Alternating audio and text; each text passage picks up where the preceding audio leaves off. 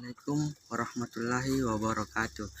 Jamaah yang dirahmati oleh Allah Subhanahu wa Ta'ala, dalam kesempatan kali ini izinkan saya menyampaikan ceramah tentang ikhlas yang menjadi syarat diterimanya amal.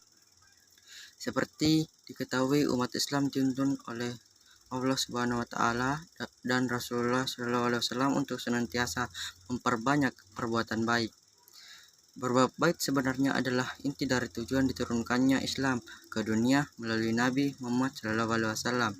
Sebagai inti ajaran Islam, tentu sikap baik ini juga harus termasuk dalam pandangan Allah Subhanahu wa Ta'ala, bukan hanya manusia.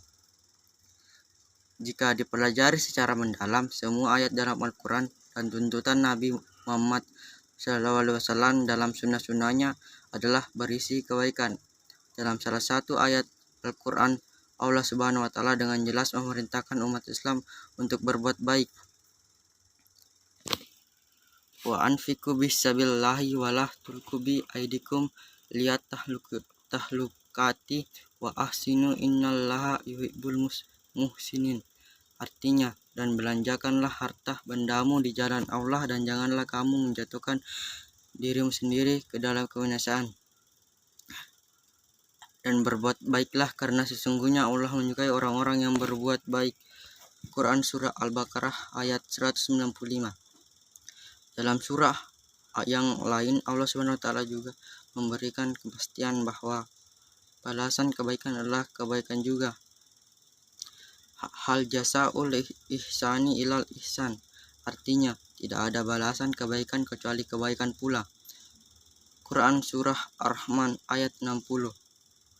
Namun Islam mensyaratkan standar yang tinggi dalam perbuatan baik yang dilakukan. Maksudnya, kebaikan saja tidak akan cukup karena belum tentu menjadi amal yang diterima oleh Allah Subhanahu wa Ta'ala. Jika tidak cukup dengan kebaikan, lalu apa lagi? Islam tidak hanya menuntut untuk berbuat baik, tapi juga harus diiringi dengan rasa ikhlas. Ini menjadi syarat utama diterimanya perbuatan baik yang dilakukan oleh manusia. Ikhlas dalam berbuat baik atau beribadah berarti melakukannya semata-mata mengharapkan ridha Allah Subhanahu wa Ta'ala, bukan yang lain. Orang yang ikhlas tidak mengharapkan pujian dari manusia dan tidak pamer karena sudah merasa cukup amal perbuatannya hanya ditujukan kepada Allah Subhanahu wa Ta'ala. Dalam ayat lain disebutkan,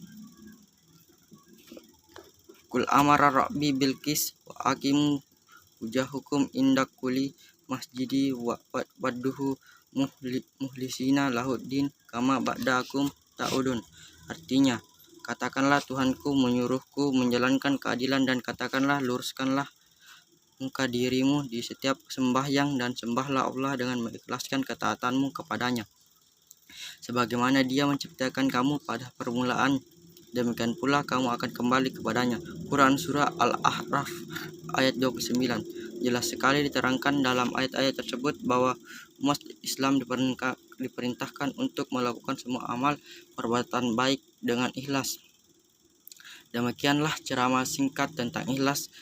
Ini saya sampaikan atas perhatiannya.